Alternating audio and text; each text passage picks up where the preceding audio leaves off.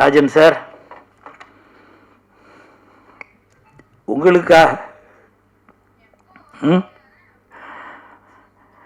நான் ஒரு தடவை ஸ்டேஜ் அங்கே பார்த்தேன்.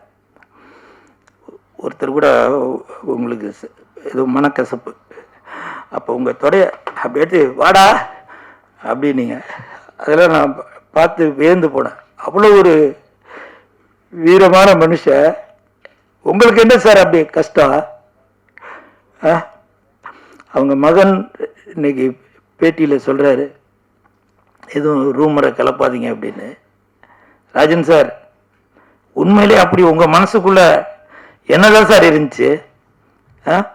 இந்த ஒரு மேடையிலையும் சின்ன தயாரிப்பாளர்களுக்கு நீங்க தான் குரல் கொடுத்துட்டே இருப்பீங்க. நிறைய பேர் நினைப்பாங்க அவர் எல்லாரையும் திட்டுறாருன்னு. அது திட்டல, அறிவுரை சொல்றாரு, புத்திமதி சொல்றாரு. ஒரு மாணவனுக்கு ஆசிரியர் சொல்றது என்ன, நம்மளை திட்டிக்கிட்டே இருக்காரு அப்படின்னு தான் தோணும்.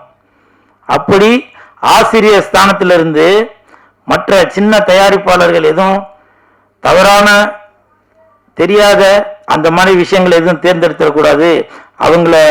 நம்மளை நம்பி வர சின்ன தயாரிப்பாளர்களை யாரும் ஏமாத்திடக்கூடாது அப்படின்னு கே ராஜன் சார் அவ்வளவு குரல் கொடுத்துட்டு இருந்தாரு. ஆனால் 85 வயசு நான் இருப்பேனான்னு தெரியல. இன்னமும் அவ்வளவு ஒரு உறுதியான உடலோட தான் நீங்க இருந்தீங்க. உண்மையிலேயே அந்த வெள்ளை சட்டை வெள்ளை பேண்ட் அது உங்களுடைய அடையாளம்.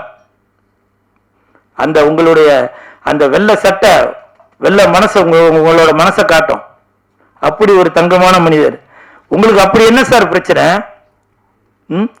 உங்களுக்கு வலதுகரமாக பேரரசெல்லாம் பல இடத்துல பேசினதை நான் பார்த்திருக்கேன். ஆரி உதயகுமார் சார் பேசினதெல்லாம் நான் பார்த்திருக்கேன். நான் இவங்கள்ட்ட எதுவும் சொல்லியிருந்தா கூட அதுக்கு ஒரு சொல்யூஷன் கிடைச்சிருக்கும். நீங்க அவங்களோட சீனியரா இருக்கலாம். இருந்தாலும் வயது ஆக ஆக எனக்கு தெரியும், என்னோட அப்பா இறந்துட்டாரு இதே மாதிரி தான்.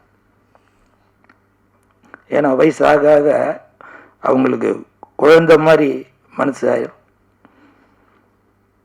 தன்னுடைய பசங்களா இருந்தாலும் சரி, மனைவியாக இருந்தாலும் சரி, காசு பணம் எதுக்குமே ஆசைப்படாம அப்படி இருப்பீங்க.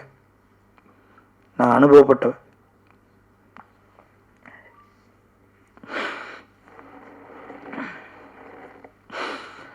அதே மாதிரி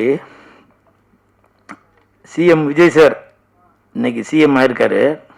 எனக்கு தெரிஞ்சு விஜய் சாரோட அப்பா சந்திரசேகர் சார் அம்மா அவங்கள விட சிஎம் ஆகணும் அப்படின்னு கே ராஜன் சார் தான் அப்ப இருந்து நினைச்சிட்டே இருந்தாரு. ஏன் அடுத்த ஒரு மாற்றம் வரணும் சினிமால. எனக்கு அதை பற்றி பேசுறதுக்கு எனக்கு அனுபவம் பத்தாது. ஆனா பல பேர் சொல்லுவாங்க, சினிமா ஒருத்தங்க கையில் இருக்கு, அங்கிருந்து வெளியில வரணும் அப்படின்னு. ஏன்னா நான் ஸ்கிரீனுக்கு முன்னாடி மட்டும்தான் நடிக்கிறவன், பின்னாடி நடக்கிற விஷயங்கள் எனக்கு தெரியாது. அந்த தயாரிப்பாளரோட வழி என்னன்றது எனக்கு தெரியாது. அது எல்லாம் உணர்ந்து கே ராஜன் சார் அடிக்கடி சொல்லிட்டே வருவார், என்னோட தயாரிப்பாளர் இந்த நிலைமைக்கு வந்துட்டு இருக்காங்க, அவங்கள காப்பாற்றணும் அப்படின்னு சொல்லிட்டு இருப்பாரு. அப்படி ஒரு மாற்று அரசியல் இப்ப வந்திருக்கு. அதை கைதட்டி பார்க்கறதுக்குள்ள இப்படி அவசரப்பட்டீங்க சார்.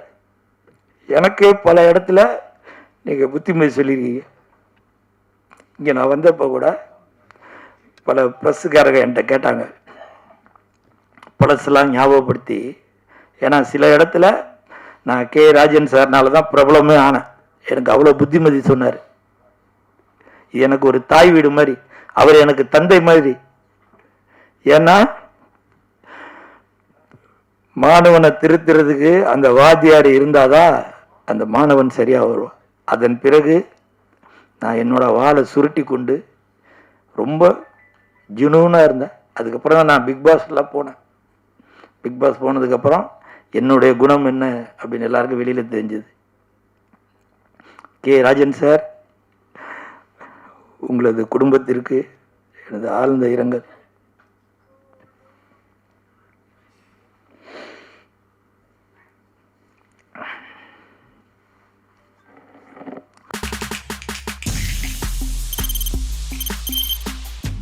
முடியாத தம்ப்நெயில்ஸ், கலக்கலான கண்டென்ட்ஸ், சினிமாவும் சீரியஸ் பிரச்சனைகளும், பல வருடங்கள் இடைவெளிக்கு பிறகு இந்த படத்துல ஒரு கலகலப்பும் கைகலப்பும்.